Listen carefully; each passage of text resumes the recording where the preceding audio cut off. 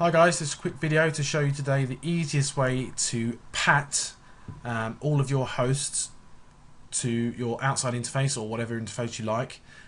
Normally if you've got a lot of subnets trailing off from your ASA, or you've got a lot of hosts or individual objects that you want to NAT, give them internet access for example, and you want to pat them all to your outside interface. I'm just going to show you the easiest and quickest way to do that.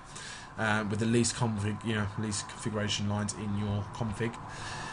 So what you want to do is you want to head over to configuration, firewall, and then objects, network objects, and then we're just going to create 3 test network objects. Now what you're going to be focusing on for your configuration is you're going to want to use your pre-existing objects or create objects for your existing subnets. For this demonstration I'm just going to create 3 test ones, but you'll get the gist. So this will be testnet 1, this will be 192.168.100.0, and that's one network, and then add network object group, and testnet 2, 192.168.101.0, okay that, and then we're going to create one final one, testnet 3, 192.168.102.0. And then what we want to do is we're going to create a container for all 3 of those objects. So we're going to go add network object group, and then we're going to just do all of that over here, highlight all of that, and then press OK. Group name cannot be edited. Sorry, I forgot to give it a group name, so we're just going to call it all inside networks. Easy. Okay, that, and then we can see that our object's created there. So we're creating 3 objects, 3 subnet objects, and we're going to contain them all, put them all into one container called all inside networks. Send that. Okay. Then we're going to go to NAT rules, and we're going to add a NAT rule. Add NAT rule before network object NAT rules.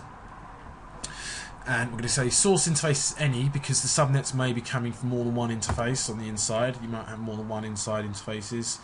And then we're going to say destination interface is outside. The source address is going to be our container, so it's going to include all 3 of those subnets that I created, and we'll leave the destination address as any, and then we're going to select dynamic pat hide, and the translated packet source address will be the outside interface. Destination address we'll leave as original. So we're going to OK that and apply that, and that's all you really need to do. So if we just run through that again. So we're going to NAT when the source interface is any and the destination interface is the outside interface, when the source address of the original packet is equal to all inside networks, which encompasses testnet 1, testnet 2 and testnet 3, as we can see there, and the destination could be anything, the service can be anything. Then we're going to translate that packet, the layer 3 address is in that packet. The source address should be our outside interface address of the ASA. The destination address should remain original. The service should remain original. So that is essentially PAT, port address translation, or for iOS, Cisco ASA switches, layer 3 switches and routed people, overload, interface overload. And don't forget, this is the same way that you do a normal PAT for that is outside of object NAT rules. I hope you found the video informative for you, and hope you can use it in your own networks. Please leave feedback in the comments below. Thank you.